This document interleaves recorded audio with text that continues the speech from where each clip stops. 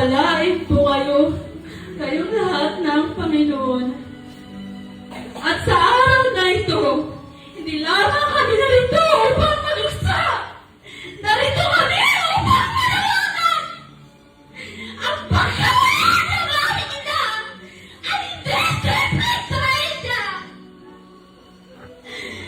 Isang hindi trahedya lang. Isa itong buhay na nawala dahil sa sakit na illegal na droga. Isang ina ang inagaw na kanyang anak. Isang kapatid ang nawala sa kanyang pamilya. Isang kaibigan ang hindi na muli makakasama ng kanyang mahal sa buhay. Kaya sa pagkakataong ito, buong tapang namin hinahamon ang pamahalaan ng Barangay Paglaog, ang mga namumuno sa municipality ng Taytay, Palawan, at ang ating mga kapulisan. Kailangan na po natin ang agarang aksyon.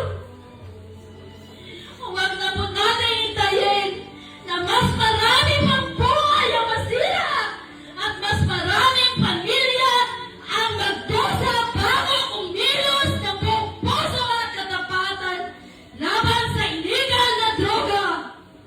Ang kampanya laban dito ay hindi dapat hanggang salita lamang.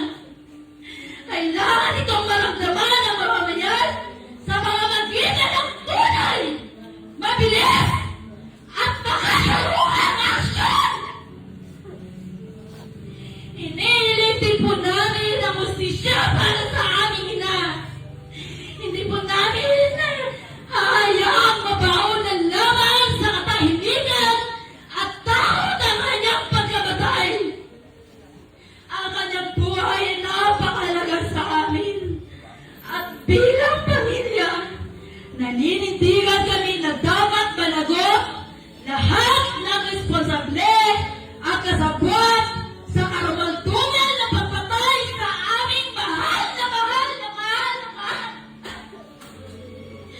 Umasabi na diringgin ng mga kinahukulan ang aming panawagan. Naway magsilbing wake-up call ang nangyari sa aming pamilya upang mas paigtingin, palakasin ang kampanya kontra illegal na droga at maprotektahan ang iba pang inosenteng buhay. Mama, hindi mapagod.